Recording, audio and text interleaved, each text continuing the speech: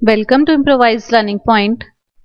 आज हम जिस टॉपिक के साथ है वो आप सभी देख रहे हैं, न्यूटन्स लॉज ऑफ मोशन।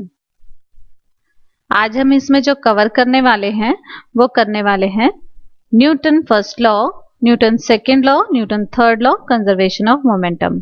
इनसे रिलेटेड इनके डेफिनेशंस और जितने भी पॉसिबल एग्जाम्पल्स हो सकते हैं वो, क्योंकि बेसिकली एग्जाम्स में एग्जाम्पल्स बेस्ड क्वेश्चन आते हैं, एप्लीकेशन बेस्ड क्वेश्चंस आते हैं।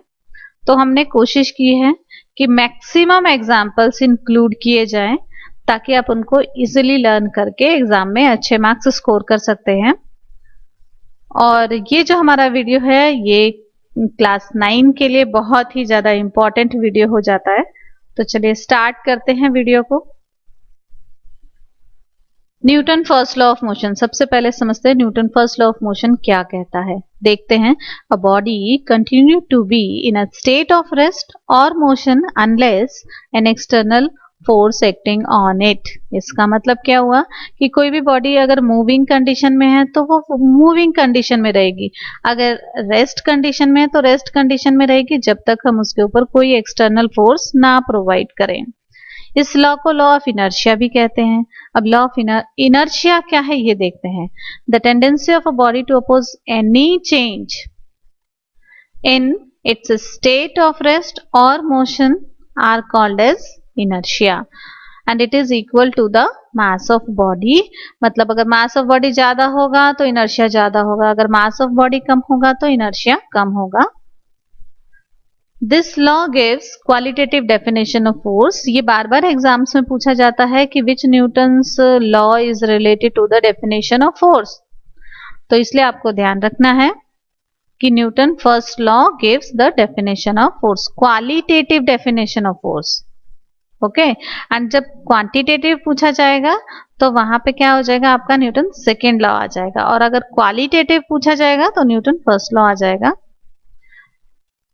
सो आई थिंक आपको पता चल गया कि डेफिनेशन ऑफ फोर्स जो है वो हमें न्यूटन फर्स्ट लॉ से मिलता है। नाउ देखते हैं इनर्शिया, टाइप्स ऑफ इनर्शिया देखते हैं। ये 3 टाइप्स के होते हैं, inertia of rest, inertia of motion, inertia of direction. अब इंडिविजुअली इनको देखते हैं कि इनके डेफिनेशन क्या है और इनसे रिलेटेड एग्जांपल्स क्या है। यहां देखते हैं, फर्स्ट है हमारा इनर्शिया ऑफ रेस्ट। डेफिनेशन क्या कहता है इसका, tendency of a body to oppose any change in its state of rest. इसका मतलब जितने भी यहाँ पे एग्जांपल्स इंक्लूड किए गए हैं इसमें इनिशियली जो बॉडी है वो रेस्ट कंडीशन में है। इसीलिए जब भी आप इसको रीड करेंगे, जब भी आप ये एग्जांपल्स आपसे पूछे जाएंगे, सबसे पहले आपको ध्यान में रखना है कि जो बॉडी है वो इनिशियली किस स्टेट में है। अगर इनिशियली रेस्ट में है तो आपको कुछ समझ आए या ना आए उसका कंसेप्ट आप डायरेक्ट लिख देंगे आंसर इनर्शिया ऑफ रेस्ट, बिना टाइम वेस्ट किए। ये कुछ हिंट दे रही हूँ जिनसे आप एग्जाम में मार्क्स ले सकते हैं अच्छे ना। अब देखते हैं, समझते हैं यहाँ पे one by one. When a bus suddenly start moving forward, passenger in the bus fall backward। जब बस अचानक से स्टार्ट हो रही है, इसका मतलब यहीं पे साफ हो जाता है, अचानक से स्टार्ट हो रही है इसका मतलब पहले वो रेस्ट कंडीशन में थी। अगर पहले वो रेस्ट कंडीशन में थी तो हमारा आंसर हो जाएगा इनर्शिया ऑफ रेस्ट। अचानक से स्टार्ट होती है तो पैसेंजर बस के अंदर पीछे की ओर धक्का महसूस करते हैं, passenger in the bus fall backward. ठीक है, क्योंकि जो उनका पैर होता है वो बस के फ्लोर से अटैच होता है, पैर आगे की ओर मूव होने लगता है, लेकिन जो अपर बॉडी है वो रेस्ट स्टेट में रहना चाहती है, इसीलिए वो बैकवर्ड फॉल महसूस करते हैं। Then the carpet is beaten with a stick to remove the dust particles. का मतलब कि जब भी हम किसी मैट को, कारपेट को किसी डंडे से पीटते हैं तो उसे डस्ट पार्टिकल्स बाहर आते हैं। क्यों? अगेन यहाँ पे कारपेट और डस्ट पार्टिकल दोनों ही रेस्ट फॉर्म में थे। जब हम पीटते हैं तो कारपेट क्या होता है, मूव करता है, अपने पोजीशन से मूव करता है, और डस्ट पार्टिकल अपने पोजीशन पे ही रहना चाहते हैं, अपने रेस्ट फॉर्म में रहना चाहते हैं। इसी वजह से कारपेट से धूल अलग हो जाता है। Bullet fired from a gun makes a small hole in the window pane while passing through it due to the inertia of rest, but the stone striking the window pane break it into a pieces. अब ये क्यों होता है कि जब भी fire किया जाता है गन से तो बुलेट की स्पीड बहुत ज़्यादा होती है, और जब बहुत ज़्यादा स्पीड होती है तो बुलेट जो होता है वो विंडो पेन से बहुत कम समय के लिए कांटेक्ट में आता है। यही रीज़न है कि उसके अंदर होल वहीं हो पाता है जहाँ पे जो बुलेट है वो स्ट्राइक करती है, और रेस्ट जो विंडो है वो अपने रेस्ट फॉर्म में ही रहना चाहता है, तो इसलिए वहां सिर्फ होल होता है। बट जब हम स्टोन फेंकते हैं, कोई पत्थर फेंकते हैं, तब क्या होता है, उस कंडीशन में जो पत्थर है वो ज्यादा समय तक, अगर हम गोली और पत्थर का कंपेयर करें तो ज्यादा समय तक कांटेक्ट होता है पत्थर का और किसका, विंडो के पेन का, खिड़की के कांच का, और जिसकी वजह से स्टोन की सारी एनर्जी ट्रांसफर हो जाती है और विंडो पेन हमारा टूट जाता है, क्योंकि यहाँ पे कांटेक्ट ज्यादा समय तक रहता है। Now when a tree is vigorously shaken, जब हम ट्री को बहुत तेज से शेक करते हैं तो पत्ते गिरने लगते हैं। क्यों? क्योंकि वो अपने अपने रेस्ट फॉर्म में रहना चाहते हैं और हम ट्री को मूव कर रहे हैं, बट ट्री जो लीव्स हैं वो रेस्ट फॉर्म में रहना चाहते हैं, इसीलिए वो गिर जाते हैं। Pile of coin remain intact, मतलब अगर सिक्के के ऊपर सिक्का रख के एक उसका आप बंडल जब बना देते हैं और लोवेस्ट कॉइन को जब हिट करते हैं एक नाइफ की हेल्प से, तो सिर्फ लोवेस्ट वाला निकल जाता है, बाकी सारे बंडल के फॉर्म में बने रहते हैं। क्यों? क्योंकि वो अपने स्टेट ऑफ रेस्ट में रहना चाहते हैं। Cardboard having a coin on the top, again वही है कि अगर एक हम ग्लास लेते हैं उसके ऊपर कार्डबोर्ड रखते हैं और एक सिक्का लेते हैं, जब हम फ्लिक करते हैं किसको, कार्डबोर्ड को, तो सिक्का ग्लास में गिर जाता है। क्यों? क्योंकि वो अपने स्टेट ऑफ रेस्ट में रहना चाहता है।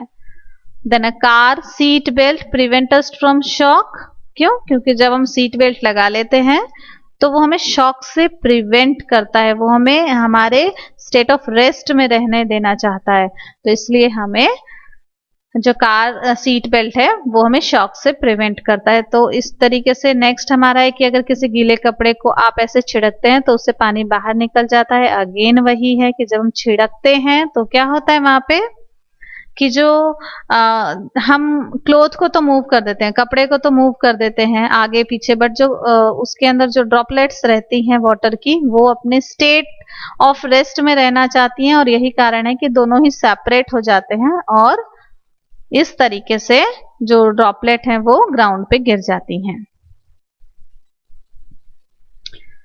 अब इनको हमने डिटेल में समझ लिया कि क्या है। अगर फिर भी आपका कोई डाउट हो तो आप कमेंट करके हमसे पूछ सकते हैं। इनर्शिया ऑफ मोशन समझते हैं। Tendency of a body to oppose any change in the state of motion. अभी पीछे हमने क्या देखा इनर्शिया ऑफ रेस्ट में, कि सारी जो बॉडीज हैं वो अपने रेस्ट फॉर्म को मेंटेन करना चाहती हैं, उसको चेंज नहीं होने देना चाहती हैं, तो इसलिए वो सारे एग्जांपल्स जो थे वो इनर्शिया ऑफ रेस्ट पे बेस्ड थे। अब यहाँ देखते हैं इनर्शिया ऑफ मोशन।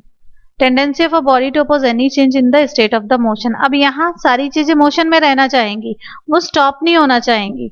अब देखते हैं एग्जांपल्स।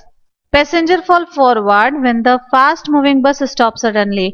अब मूविंग क्या है, मूविंग कंडीशन में बस है, पैसेंजर भी मूविंग कंडीशन में है, लेकिन अचानक से स्टॉप हो जाता है, तो उसकी वजह से उसके जो लेग्स हैं वो तो स्टॉप हो गए, लेकिन जो पैसेंजर का अपर बॉडी पार्ट है वो अभी भी मूव होना चाहता है, तो इसलिए वो आगे की ओर धक्का महसूस करता है, आगे की ओर वो गिर जाता है। Now passenger person fall forward well getting down from a बस, मतलब चलती हुई बस से अगर कोई उतरता है तो वो आगे की ओर गिर जाता है। अगेन वही कॉन्सेप्ट है कि इनिशियली वो मूविंग कंडीशन में है और जब वो उतरता है तो वो एक जगह रुकता है, इसकी वजह से पैर जब जमीन से टच करते हैं तो पैर रुक जाते हैं, लेकिन अपर बॉडी अभी भी मूविंग कंडीशन में है, यही कारण है कि वो आगे की ओर धक्का महसूस करता है। Luggage is tied usually with rope on the roof of the buses. अगर हम बस के ऊपर जो सामान रखते हैं उसको रस्सी से ना बांधें, अचानक से ड्राइवर ने ब्रेक लगाया तो सारा सामान आगे आ जाएगा, क्योंकि जब गाड़ी चल रही है तो सामान भी उसके साथ मूविंग कंडीशन में है। जैसे ही ब्रेक लगा गाड़ी रुक गई, बट वो जो सामान है वो मूविंग कंडीशन में ही रहना पसंद करेगा, तो इसलिए वो बस से आगे गिर जाएगा, इसलिए उसको रस्सी से बांधा जाता है। Inertia of direction, the tendency of a body to oppose any change in the direction of the motion. अब यहाँ पे डायरेक्शन ऑफ मोशन मतलब मोशन में कोई चेंज, डायरेक्शन में कोई चेंज होने को अपोज करता है, वो टेंडेंसी कहलाता है इनर्शिया ऑफ डायरेक्शन। तो इसके लिए हमने यहाँ पे 4 एग्जांपल्स इंक्लूड किए हैं, वो देख लीजिए। व्हेन अ फास्ट मूविंग बस negotiate a curve on the road, passenger will fall towards the centre of the curve road. अगर ये एग्जांपल आ जाता है आपके एग्जाम में और पूछा जाता है this is related to which inertia, so आपका आंसर हो जाएगा इनर्शिया ऑफ डायरेक्शन, क्योंकि यहाँ पे पैसेंजर क्या हो रहे हैं, सेंटर की तरफ झुक जा रहे हैं, डायरेक्शन में चेंज हो जा रहा है, तो आपका आंसर हो जाएगा, मतलब अगर डायरेक्शन से रिलेटेड है एग्जाम्पल हमारा, तो आपका एग्जाम्पल हो जाएगा, आपका आंसर हो जाएगा inertia of direction. The spark produce during the sharpening of knife, अब यहाँ पे भी डायरेक्शन चेंज हो रहा है ना, तो इनर्शिया ऑफ डायरेक्शन आपका आंसर हो जाएगा। Stone tied to a string in the whirling in the horizontal circle, मतलब कि जब भी एक स्टोन से रस्सी बांधते हैं और उसको गोल गोल घुमाते हैं, जब छोड़ देते हैं तो वो किसी एक डायरेक्शन में जाता है। अब फिर एक डायरेक्शन वाला कॉन्सेप्ट आ गया, तो आपका आंसर हो जाएगा inertia of direction.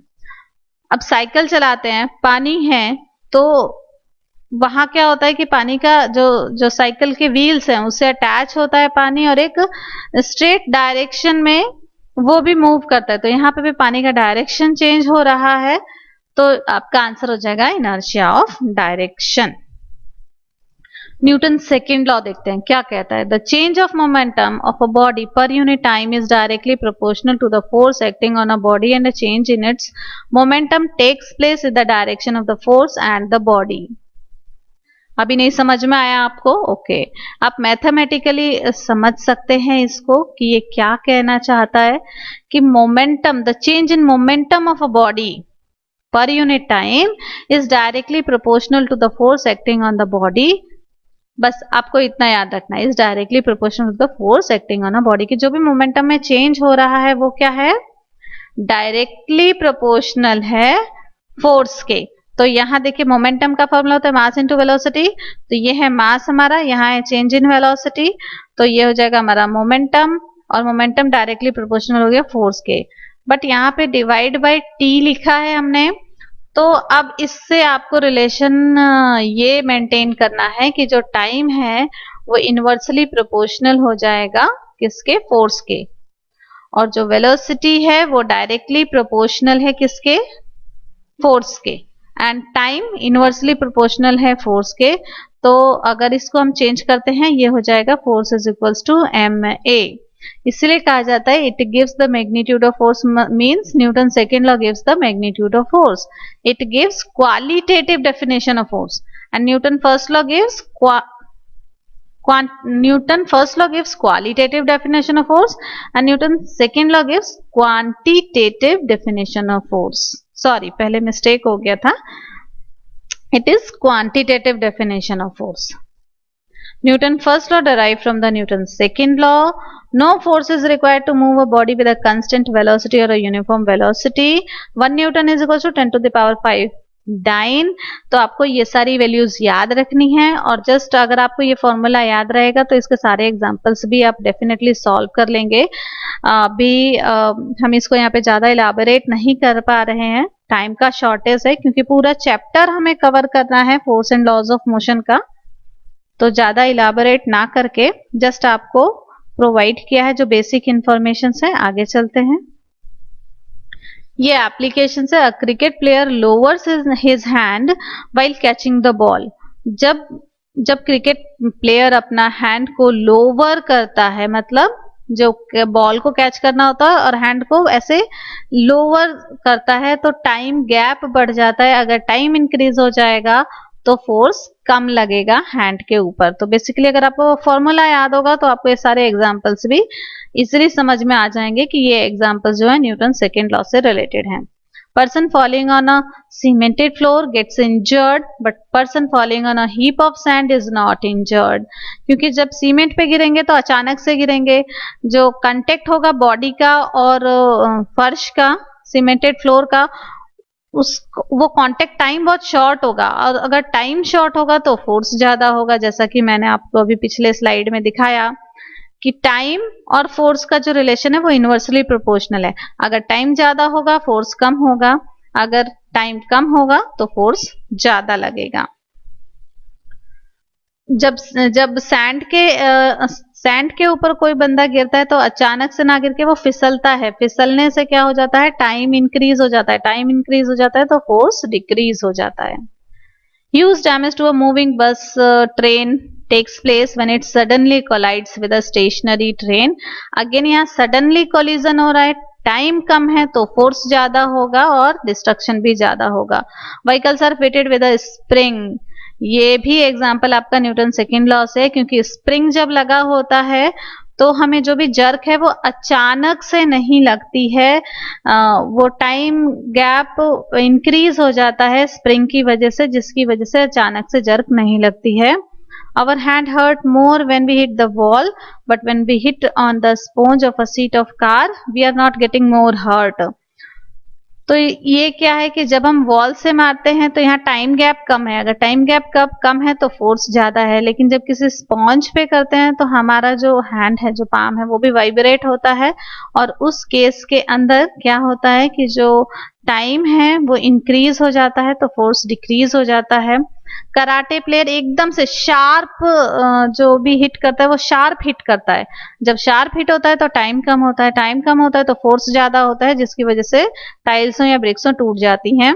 Boxer moves his head backward, जब बॉक्सर बैकवर्ड मूव करता है और जो उसका फ्रंट में जो होता है, इसको जब पंच मारता है और बॉक्सर ने बैकवर्ड फेस किया तो टाइम इंक्रीज हो गया। किसका टाइम इंक्रीज हो गया?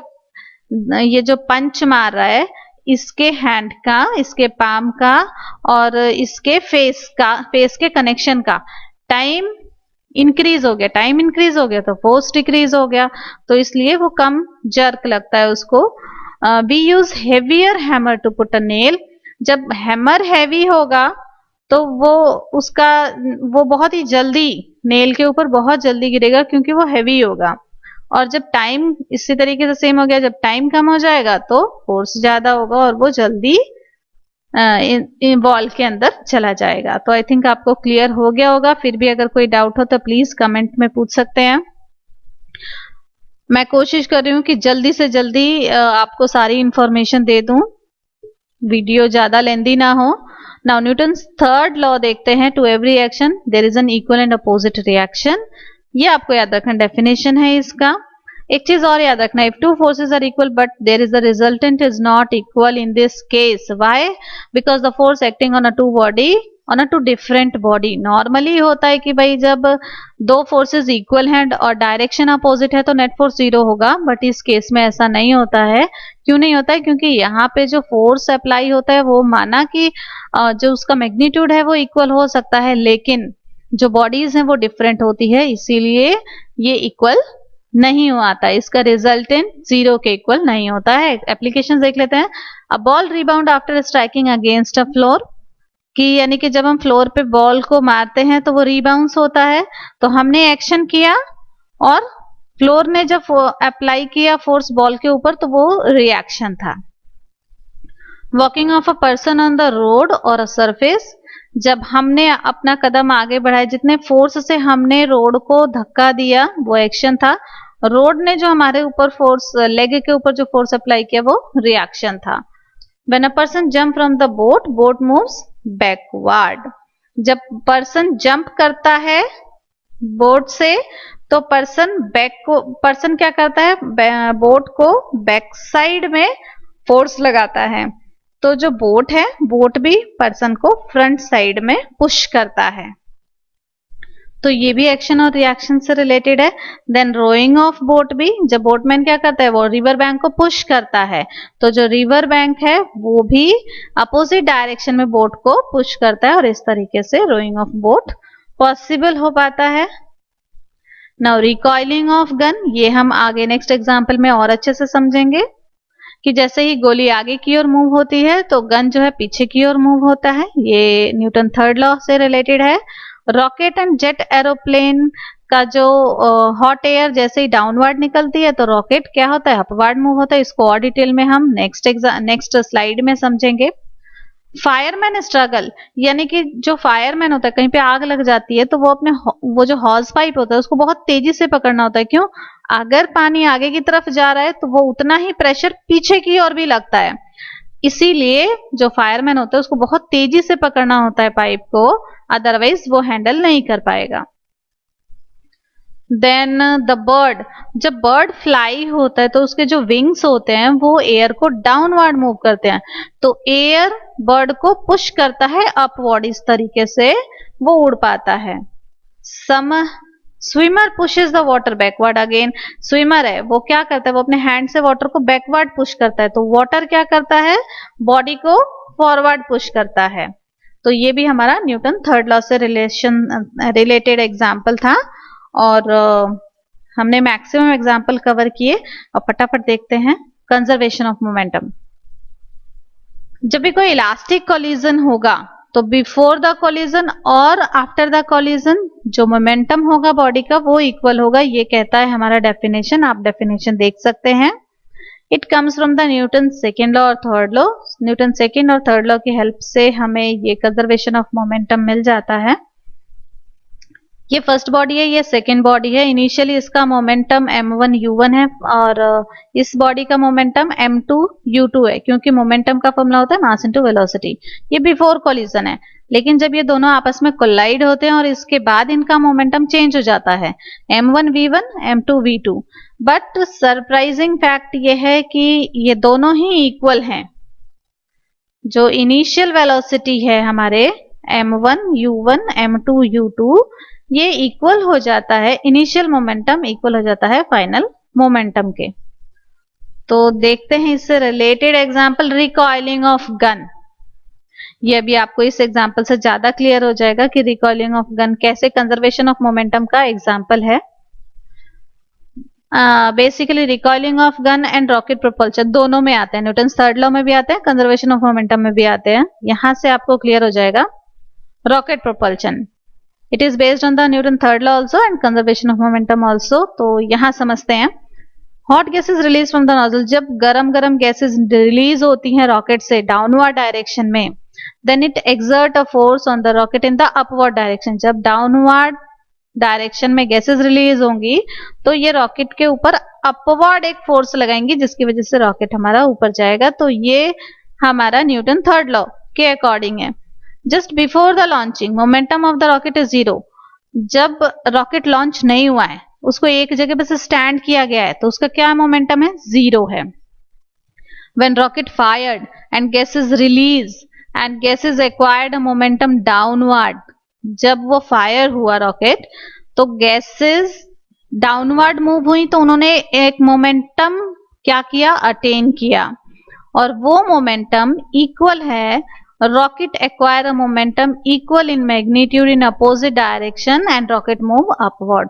तो इसलिए हम ये कहते हैं कि initial and final, before the collision and after the collision momentum यहाँ equal हो गया, तो इसको कह दिया हमने this shows conservation of momentum। जब हम बैलून लेते हैं और उसके अंदर एक छेद कर देते हैं या उसको खोल देते हैं, एक फूले हुए बैलून का जब माउथ होता है उसको हम खोल देते हैं, तो अगर हवा पीछे की ओर निकल रही है तो बैलून आगे की ओर जा रहा है। ये भी हमारा एग्जांपल है कंजर्वेशन ऑफ मोमेंटम का। By throwing a pebble stone object a person is injured because the momentum of the object is very high. Then gun bullet has high momentum, hence it can kill a person. क्योंकि momentum बहुत ज्यादा है, इसी कारण से वो किसी भी पर्सन को किल कर सकता है। Person may get a hurt from more by hitting a moving bus vehicle because its impulse is high. अब इम्पल्स बता देते हूँ कि क्या है, अचानक से जो बहुत ज्यादा फोर्स अचानक से बहुत ही कम समय में किसी दूसरे बॉडी के ऊपर ट्रांसफर हो जाता है, तो उसको हम इम्पल्स कहते हैं। आप देख सकते हैं the time of application of a large force on a body is in a very short time or a fraction of a second, this is known as the impulse. तो आई थिंक हमने बहुत कोशिश की कि आपको पूरे chapter के definition और एग्जाम्पल्स एक जगह करके समराइज वे में हम आपको प्रोवाइड करें। अगर कोई भी डाउट हो तो आप कमेंट कर सकते हैं। आपको हमारा वीडियो कैसा लगा प्लीज हमें कमेंट करके जरूर बताएं।